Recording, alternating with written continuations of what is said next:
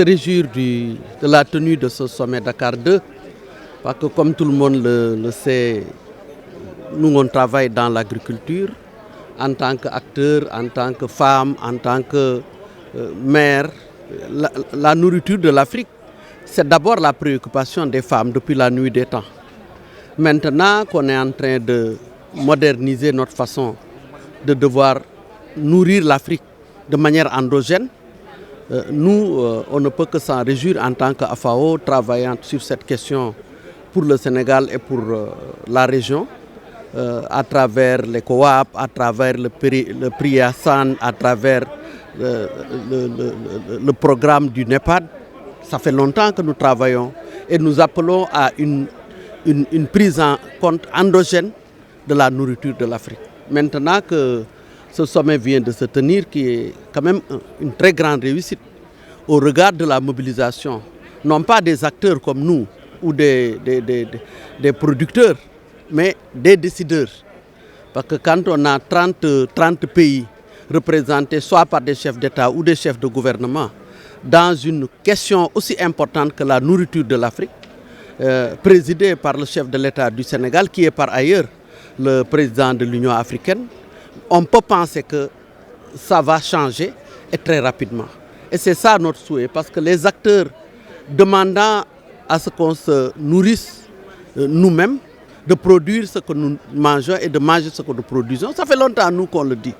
Mais maintenant que c'est arrivé au niveau des sommets des chefs d'État comme slogan, pas que ça, nous pensons que ça va dépasser le stade de slogan et que la BAD, que nous remercions aussi pour avoir beaucoup contribué à côté du Sénégal pour la réussite de cette manifestation, qui est vraiment grandiose.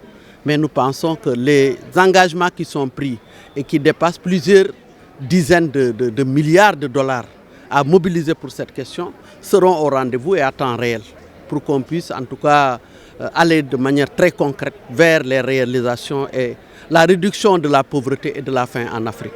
Il est temps que la faim et la pauvreté quittent le continent, qui est le continent le plus riche de très loin, qui est le continent qui a le plus de terres arables, on l'a rappelé et rappelé encore, les 2 tiers, qui est le continent qui a le plus d'eau souterraine.